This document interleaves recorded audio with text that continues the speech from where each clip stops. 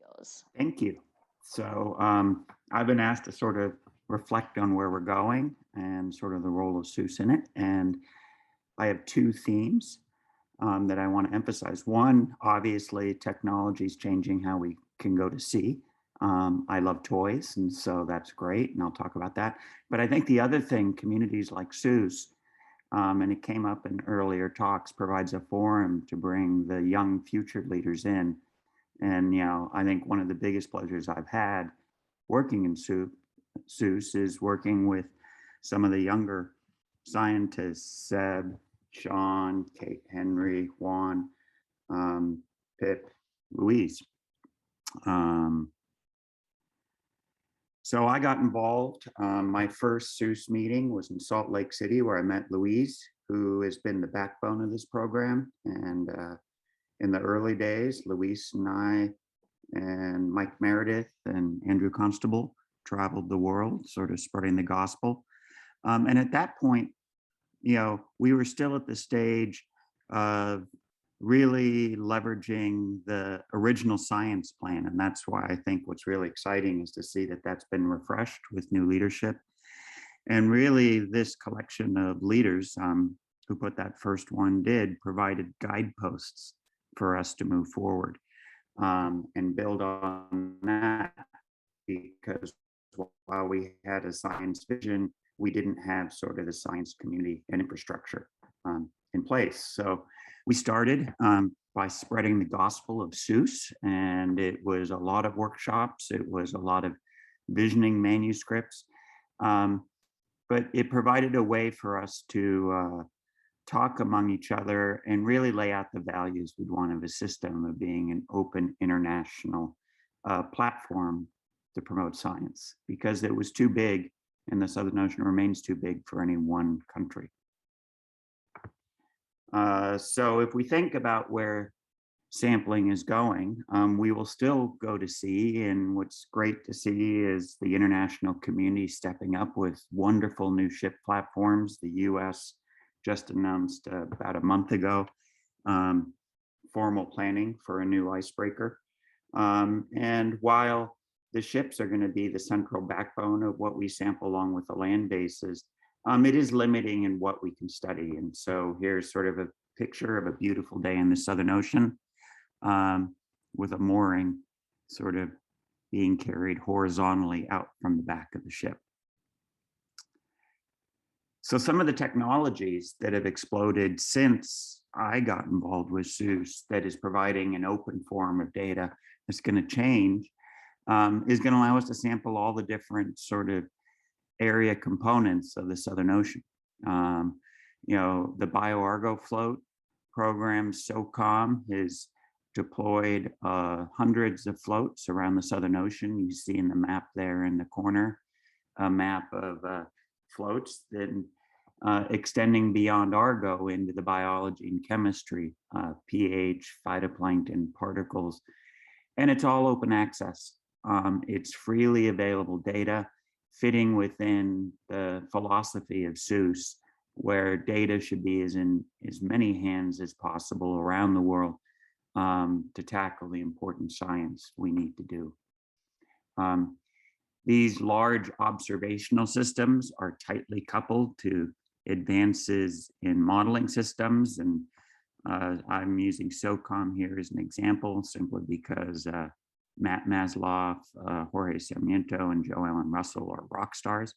And what you can see is our ability to simulate on a large scale some of the fundamental features of the Southern Ocean, which we couldn't do before, is improving dramatically, and it's being enabled by a lot of these new observing systems.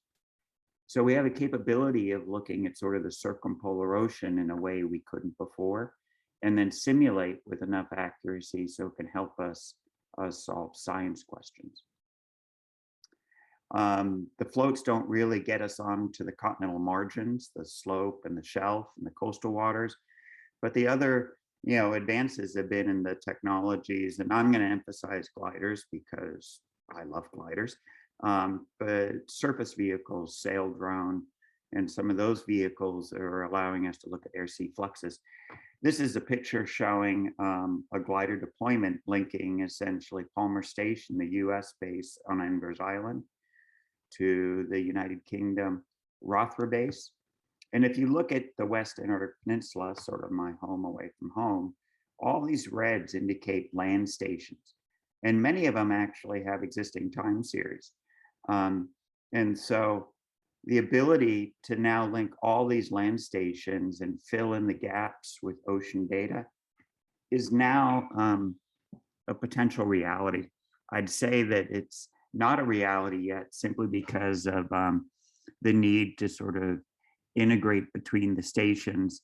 New rechargeable systems are going to allow us to fly gliders and other vehicles back and forth between stations and fill in the gaps between these land bases, which are such great resources keeping people in the field.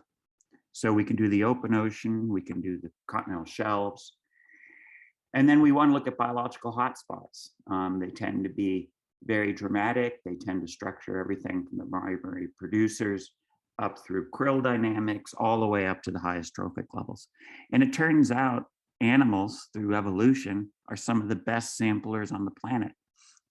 They know where to find food, and they also tend to avoid areas that they don't want to be at. And so animal tagging is going to allow us to essentially really get a better understanding of what structures ecosystems, because we know where to go, and we'll know where to go because of these brilliant animals that are so well adapted to survive in that system.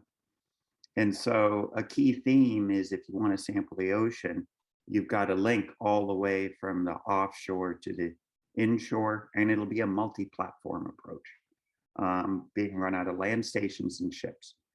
And then finally, airborne drones are now allowing us to study things like behavioral ecology, something that we couldn't before. Here's a bubble net of two humpbacks. One here has a big gullet full of krill. This one's collecting a big gullet of krill. And so we have the potential now to essentially be with the animals between the tags as well as the drones. The old way to sample these kinds of processes is via Zodiac. And the last place you want to be is right here as an animal is feeding. And so I think we can start to talk about integrated biogeochemistry, physical forcing, all the way to the unique behaviors we see in Antarctic species. And it'll be enabled by these new technologies. We can sample ice in ways, and this is a picture from the older Necklace program, where new radar systems mounted, as well as undersea systems that Anna Wayland has been a big proponent of, are going to allow us to look at the ice system that is undergoing major modification and structure expeditions into areas showing dramatic change. This January, the next phase of the Thwaites ice sheet program between the US and the UK will initiate its next phase in partnership over time with the Swedes, as well as the Koreans and the Chinese. And so we can sample the major components, but we need to come together. And so I'm going to end on the sponsorship thing simply because if we have all these independent measurements with unique platforms, if we're not a community and we're not sharing it and making it available to everyone, we're not realizing the potential of this. And I think SOOS is the glue that will do that. And I think SOOS, by the nature of its community, is going to make sure we have the smart young people leading the charge, as opposed to old, wrinkled white people like myself. So I'll end there just saying, I think the future is very bright, and I'm excited about to see where we're going to go. So thank you very much.